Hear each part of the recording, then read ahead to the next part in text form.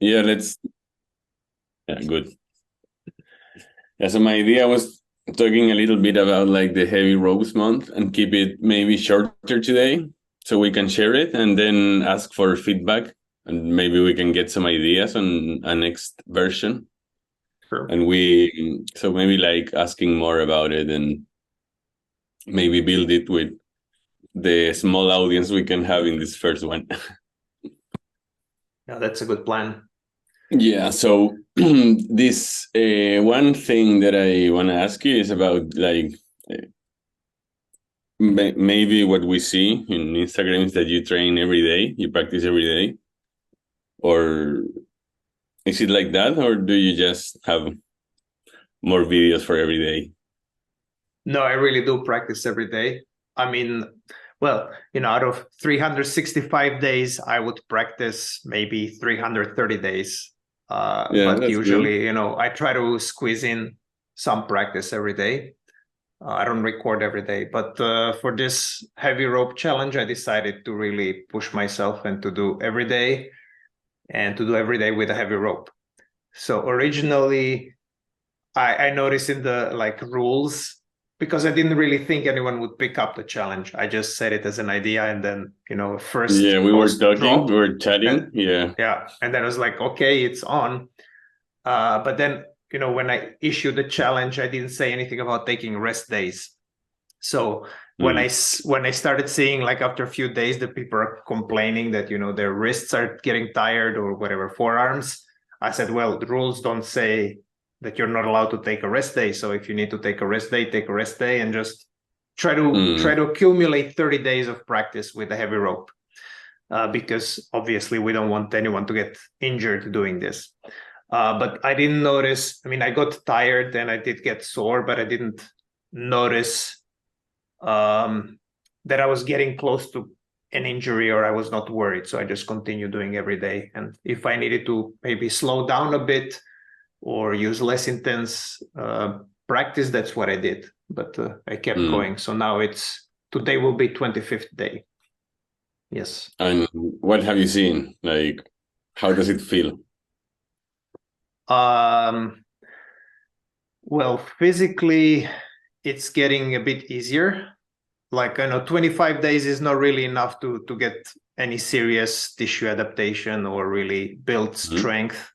But I mean, strength is kind of also a skill, right? In this case, you notice that your timing is getting better.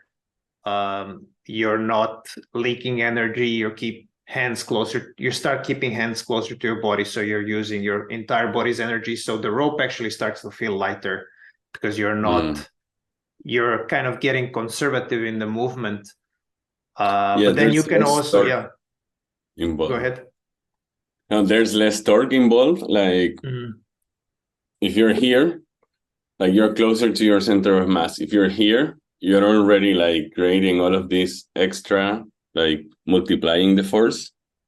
So, like you say, it's gonna teach you to keep your arms much closer to your body and make yourself like smaller. So it's Mm-hmm. easier to create that energy from your core, and you'll feel much more like that weight shifting. That's like at least how I have seen it through the years, like the progress and like the silent teacher that I call it to heavy ropes is like it just keeps teaching you just by those small adaptations. Like, Mm. so I have to all of my body is coming before the rope is falling, and those little conversations with yourself that makes it like, oh, I'm learning with this. Yeah, I noticed two other things, which is being better generating force from the floor. And this can be very subtle, but it's almost like having awareness in your foot and noticing, okay, Mm-hmm. now it's time to push from the foot. So it's like you create tension, and it doesn't even have to be a super visible movement, but you're You basically feel kind like of this grounding in the yourself. feet, right? Yeah, yeah. The weight is moving through the feet, like Yeah. if you're pushing off from outside to the in when you're crossing the body. So that has been interesting. And another thing I've noticed is when I'm transferring to other practices that I get better awareness of the deep core, because that's getting more activated when you're using heavier ropes, because you need to basically stabilize and control these movements better, and you can do it all through your arms and hands. So the core starts getting involved more and more. That's really interesting.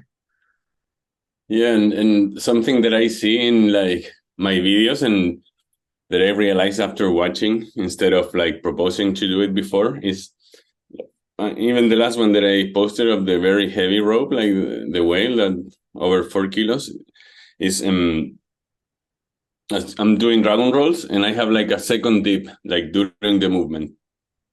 So I see it like I'm always trying to, it's like I'm trying to get my hands closer to my hips and like following the rope up and down, because I don't want to have it any centimeter away from my center of mass, because it feels so much. It's like if you're here or if you're like moving out of the, like the hips are out of the rope when it's too heavy, you're gonna feel it pulling. So you want to keep it like close to your hips and close like here, and you create the movement with your hips.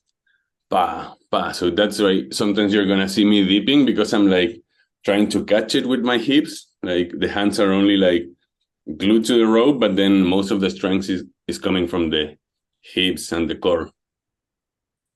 So that synchronization is like really interesting to see how you progress. And like every month you see, it's a bit closer. It's like, my shoulder's a bit higher, this shoulder's a bit slower. And for us, like that, we're a bit more nerds about it. We love watching video, we love watching slow motion and see those like little details. Yeah. So it's also interesting that you can roll ropes, normal ropes, for a long time and think that your technique is perfect, because you don't notice certain things. And the lighter rope is never going to expose it. But, you switch to a heavier rope and suddenly you will notice these small tugs on your wrist. It feels a bit uncomfortable, right? I thought this was smooth, but actually, no, there's something wrong with the technique. So it happened to me also. I thought I knew sneaks. And then I saw actually on one side, and you commented as well, that there is a slight difference in timing from the front and the back hand. And actually, it came out with the rope club, but I noticed it also with the regular like heavy rope, that it's pulling a bit uncomfortably on my wrists, or it's starting to tangle, which wasn't visible with the normal ropes. So I think it's good to kind of, I can think of myself as an expert roller, and if you told me something was wrong with my sneaks, I would ignore you, because we're all a bit egoistical. But if you take a heavy rope, there's like, okay, it's in the video now, I cannot deny it, it's there, so I need to fix it. So that's kind of also interesting.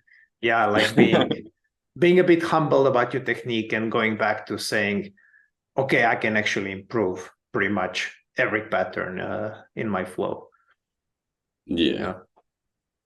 It's also like even the different weight changes the center of mass of the new system, like which would be me plus the rope. So in certain way, it becomes a different exercise, because the levers are a bit different, the timing is a bit different. So it's like the same but different, and I think that gives you the 360. Like you can see now the movement from different focus points, and that's like gives you like that deep understanding, like that 360 understanding, because it's slower. It changes where it's pulling from. It changes how it pulls.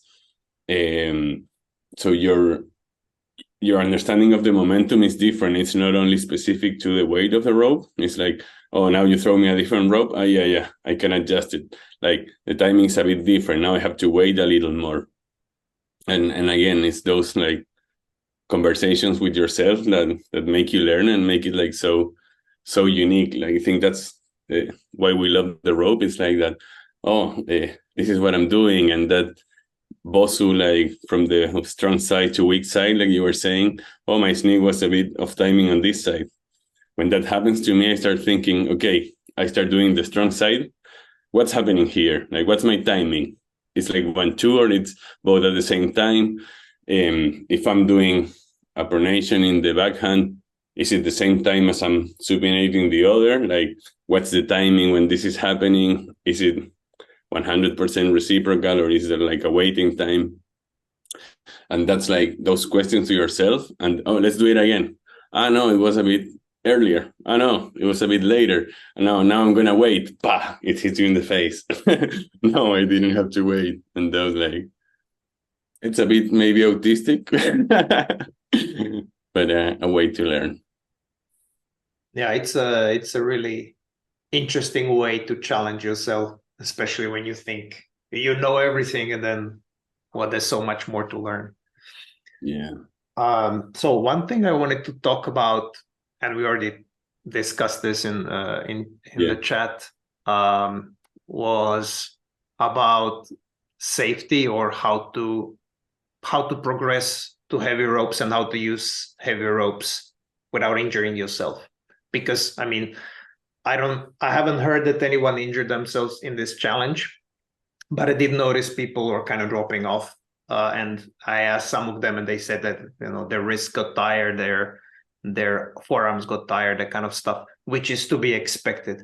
But also, you know, it gives you pause, and okay, there is potential for injury here. So let's talk about this a bit: how to do it in a smart way, and how to actually benefit in a healthy way.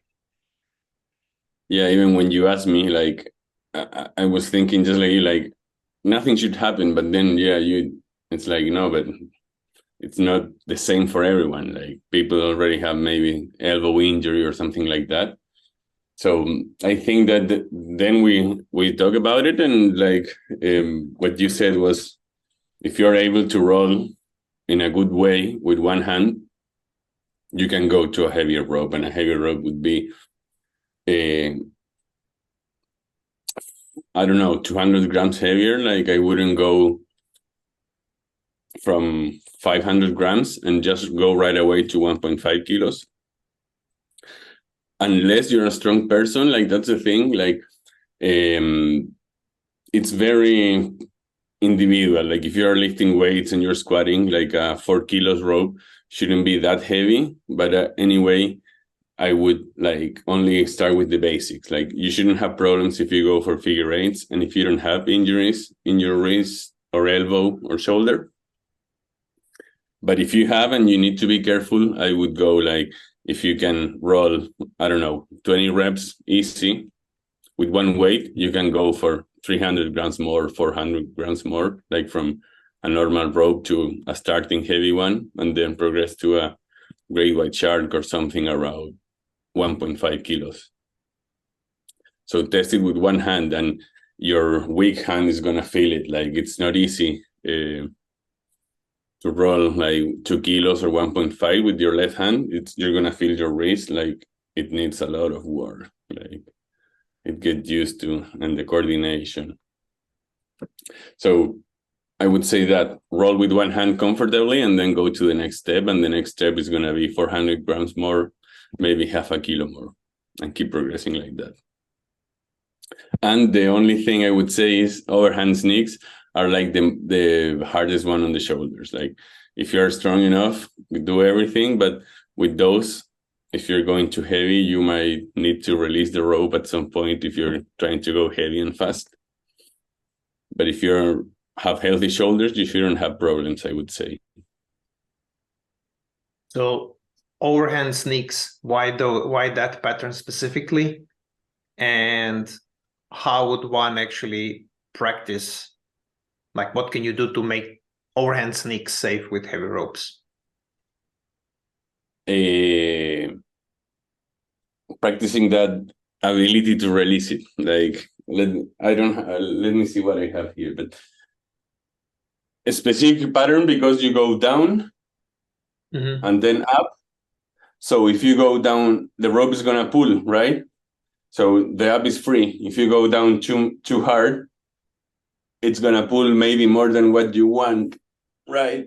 So and and it's gonna pull. Like if it's going at a certain speed, maybe you can't stop it, and it's gonna pull more than it should, and that's could result in an injury. Like the first time that I tried a couple of years ago, it really hurt me. Boom, and I had to let it go. Bah, like just release it. Mm. So it's important. The rope drives you in internal rotation and maybe wrist flexion that yes, you don't have available yeah. for that weight. You don't have good control in that position.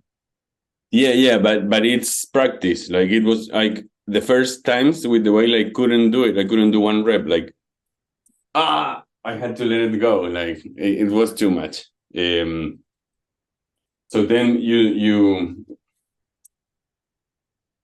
it's because the sneaks are like finally it's an overhand sneak, but we have both sides and we are crossing. So the overhand is like the resultant direction, right? This one is kind of going sideways. So we are like adding like this diagonal down with this like this, and that's gonna result in a movement that releases in an overhand pattern, right? So like this. Yes. Or from the back. Exactly.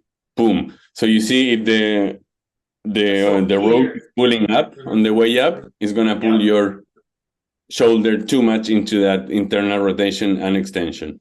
So from here would be like going here, right? Yes, but look at this. I would have a deeper intention down here. Boom. You see? So it's boom, boom. So here. Down, up, yes. Yes. Exactly, right? So when you're bouncing up, it's gonna pull you. And that's, you see, you tell me you have like that great internal rotation, and I say the rope is pulling, is because that's how I manage the timing. Mm-hmm. So the down is helping me with that internal, it's part of the same movement, because my goal with the sneak is load this and release like this. Boom. Like if you want to get rid of something in your hand. So that allows me to do the down here, boom. This is loading, boom, and this is releasing, boom. So I'm loading in pronation and I'm releasing in supination down, and this is also down, right? So the intention is always down, but there will be, since we're using both hands and crossing, the resultant is overhand, but maybe the right hand is drawing this line and the left hand is drawing this line, and that's how you get a two hands overhand movement. It's like when we look at the cheetah's tail and the sneaks, it's the same. Like both are technically underhand and they are like in the same position, but your intention is so different, because the sneak is like in this direction, like crossing, and the cheetah is in this direction, like opening the chest. When we are in the same position, like a sneak would be this, cheetahs would be this, right? So that's why sometimes it's so hard for people to learn underhand sneak, because we already have ingrained this boom, boom, boom. So now you're telling me to keep my hips here and cross. Like that's so different that it can, if you already learned this and I got it, then how are you asking me to change it? Sometimes even the next week or the same day. Like I understand how hard it is. I suffered it too. Like I had to, like, there's a video that I sent you the other day, but I really had to focus on underhand sneak for a week or two without doing anything else, just to be able to like erase some memory in my brain and download the new one, because I understood what was happening and I see it all the time. Like the people that can get their underhand sneak, I understand it perfectly, because they are already doing an underhand behind the back motion, but it's like this. So now they have to change that pattern totally to crossing it when it's both hands in the hip in the same side. Now it's crossing. Now it's crossing. Now it's not opening. So it's like that same thing. Like both are underhand, but the adding of the hands is a bit different. But the resulting movement is an underhand one. Well, there's also difference in timing, right? Chia is 1 Yeah, beat and sneaks are 2 beats or 3, yeah, depending on how you do them. exactly. Yeah, there are more different. But what I mean, like that thing of how your hip and chest are working together, for me, that's like the hardest part to separate them, and being able to use both and at will is like a great milestone because of that. So what about, there's a variation in overhand sneaks, and I like this variation quite a lot, that you actually stay in the internal rotation even as you're going forward. So would this be something you would do with heavy ropes? So, you would go, the releasing sneak would be going down, but then you can also have this where you stay in internal rotation. Do you think that's safe, or it's safe for some people and not for other people? Yeah, but at the same time, like I would start light and build my way up. Yeah, that I think that could be even safer to start because you're moving less, and but it's like a bit of an anchor delay, so it can be a bit harder. I Like think I most get people it. don't have this rotation, internal rotation, that they can also move, because you need to move the whole shoulder, so the scapula and everything, you need to move it forward. And I've seen with lighter ropes that people just don't have that range or don't have the control, so they don't know how to do it. Yeah, but and because it's a hard movement. Like it's a lot of things to do at the same time. So I like to a cue that I always give is like to start improving that is like basically touch your back when you do it. Boom. Boom. Like have the intention and just touch it. Boom. Boom. Boom. And the one that you say is more like, how do you would be like this? No, but that's I was showing overhand sneak. This is too short. Yeah, you're showing overhand. But I'm staying like in the anchor. Yeah, you do go forward, but you stay like this? Yeah, basically like this. So you can think of alternating sneaks like this, where you stay internally rotated, but you move the hand forward or the arm forward. So you go from here to here.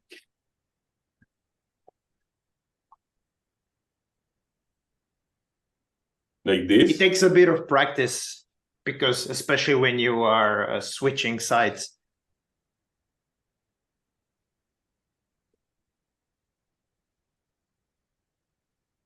Yeah, it's now the beat is like only with the hand here now. Like more silent the arm, and then you release it in front. I don't typically do this except in transitions, because it creates a really interesting transition into matadors. But I was just wondering if that's safe with heavy ropes or not, in your opinion. I would try it. I don't know. I haven't done it that like I probably have done it. I haven't done it consciously and say, is this dangerous or not? But I guess it's similar. I don't know. It doesn't look more dangerous. I don't think so. All right.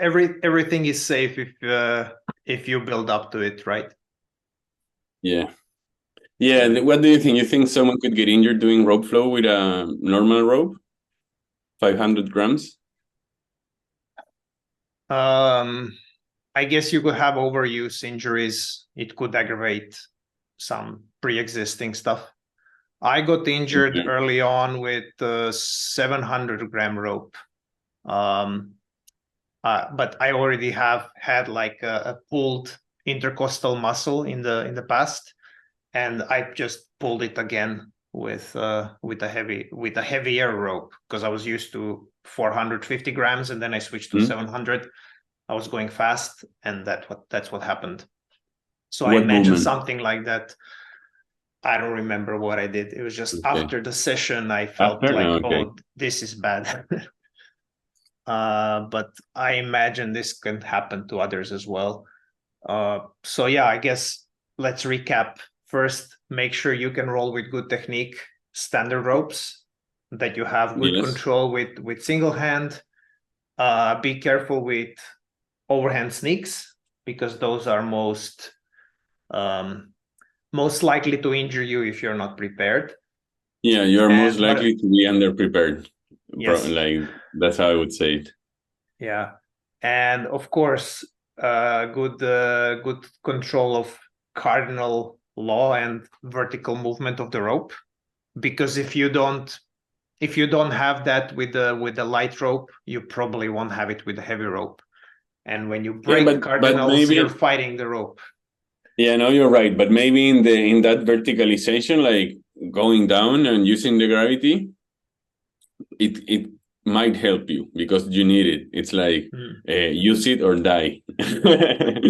Like you won't get away. Like if you don't Mm. coil, if you don't get like if you don't find your balance, like it's gonna pull you. Like that's something that I've learned even more from the paddle rope and the 360 swing is how you have to stay grounded and don't like it's like someone pushing you out and you have to like use your legs to stay there. And sometimes where I'm most sore after like swinging the paddle rope are my legs because it's pulling me away the whole time, so I'm like fighting against that and staying in my position while I'm swinging, and that force is the one pulling me away, is making me work to stay there. Mm-hmm. So actually, I have a question, because that came up on your recent post with Whale, of Yeah. standing still versus Oh, yeah. moving around while you're swinging. And maybe you can explain when you should do what and what's preferred. Yeah, no, I think there's no like better than the other. Like some days you can come and say, okay, today I'll work, so I don't my feet don't move out, and I'm gonna stay planted for 1 minute, right? So that's the objective of the session, and you're gonna try to force stability. So okay, now I wanna stay there. But sometimes you wanna do other things, right? The one that we saw in that comment is I was doing sneaks. So basically, what I wanted to do is making it like a skater hops, but not so long. But to make that the side weight shifting to make it that step. So I'm landing on the front foot, like in position here, bah, boom, and then again using this cross to step to the other side and landing with the right foot in front, boom, boom. Or I don't remember where, like, what beat I was using to go to the other side, but that was the idea to land in like that So something short like lunge this, position. Yes, but with yes, very small steps. yeah, yeah. So the idea was more creating that split stance, like having the front leg where my chest is facing out and where I'm crossing. So landing like in this facing out position, crossing to the other side, and switching that like chest facing out and that front leg on that same side. All right. So So that's what then I there's wanted no to. wrong. There's just intention of what you want to Yeah, do. exactly. Yeah, like that's the thing. So you go and you say, what am I going to do today? No, today I want to do that footwork because I want to work on that chest out, front leg, coiling. But then tomorrow I might want to do, no, today I'm going to stay planted and I won't let my feet move. And we're going to be working what we were saying about the paddle rope, like that ability to stay there when someone is pushing you or something is pushing you out of your center of balance. Mm. All right. That's a good. That's always a good thing to talk about in rope flow, intentionality, because people Yeah. always ask, is this right or is this wrong? And the first thing I ask when people ask me, like, is this wrong? I ask them, what were you trying to do? And then they get a bit confused because they think, first thing is they think, I'm doing it so badly that this person doesn't even know what I was trying to do. Yeah, But but actually, that's no, not that's it. not what I'm asking. I'm asking like, what is your intention? What Mm. was your intention when you were practicing? So it's not like a trick question. I'm actually, trying to understand the intention, and then I can give feedback. Like, is this right or wrong? This be done in a different way? So that's good to keep in mind, because Yeah. one day's mistake is another day's drill, right? Yeah, exactly. Oh, that voice in your head, like, oh, we need to do this. And then Mm, you start like wondering the same things we were saying before, like the timing when each thing is happening. yeah. All right. So I think we covered the heavy ropes quite Yeah. well. Just one thing to get the numbers. In your opinion, what is like entry level heavy rope in absolute numbers? Is it 1 kilo? Is it 750, or is it something less or more? Eh, no, I would say 750, but around there. But anyway, there's no absolute because I weighed 90 something, 92 kilos. And I know that a lot of the women out there, the smaller ones would be 45 even, that is half of my weight, like half. So for me, rolling a 1.5 kilos, it's going to be the same as she's rolling 800 grams, right? Mm-hmm. And even for her or even someone small, maybe a guy, also weighing, I don't know, 55, 60 kilos is different than me. Like, so I wouldn't take it like an absolute. I would go closer to relative. So maybe, I don't know, 1.5%, 2% of your body weight. 1% would be, I would say it's heavy already. Mm. Well, if we follow our own advice of progressive overloading, then it's like this relative measure is the only sensible measure. Yeah, yeah, exactly. Like, You start with uh, what you learned, and then you gradually increase the weight. yeah, and this is like for me when I learned rope flow, it was really new. It's not now like it was so different, but in my head it was like, what's this like?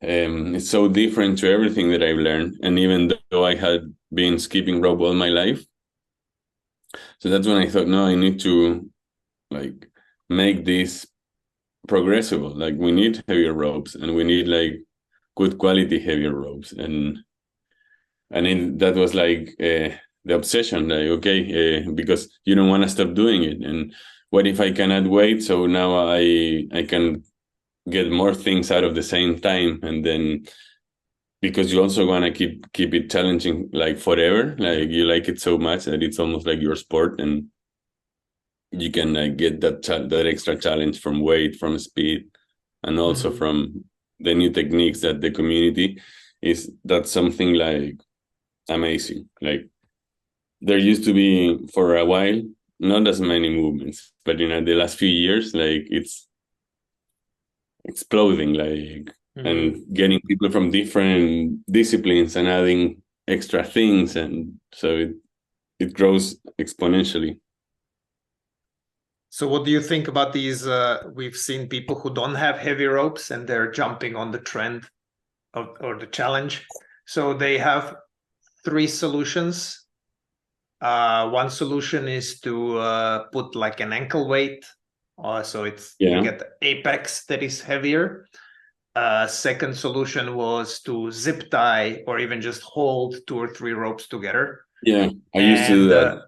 yeah, and there was one also where they were holding small weights in the hand together with the rope. So what do you think?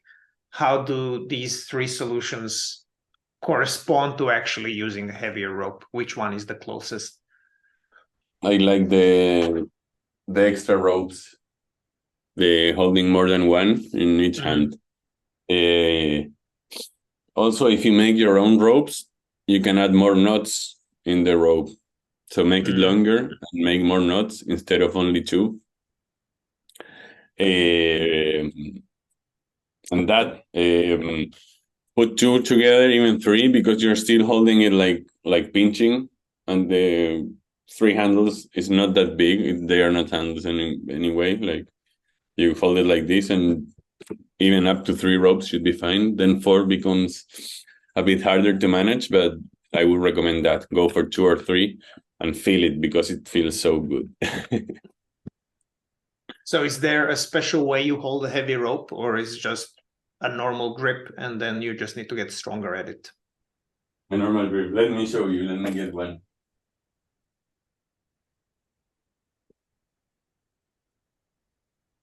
Just like that. So just above the handle, like a normal rope.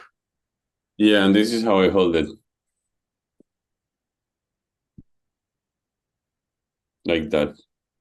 Mm-hmm.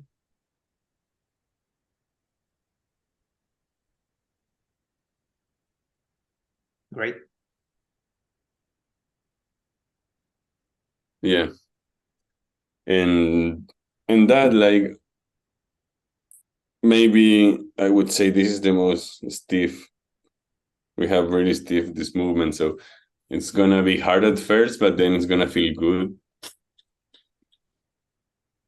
And that it shouldn't be that hard. Like it feels really good to roll heavy ropes. That it does. Yeah, that's it. Yeah. All right. So maybe we should close on that note. Yeah, And I think we're we're done for planning to today. have more of these conversations. So Yeah. I hope Next we can time I get some wanna feedback. Yeah, we wanna recommendations of what you wanna hear, and we're also gonna have next time I wanna share a whiteboard in between, and so we can draw like the cardinals and talk about some drills and compare it to the club learning curve and how you compare clubs and ropes. And basically, that could be a theme, but we also want recommendations and to expand on other topics. Great. Okay. Thanks for the chat today. Yeah, And I'll thank see you. It you was really around. fun. Uh-huh. See All you right. next one. Cheers. Cheers.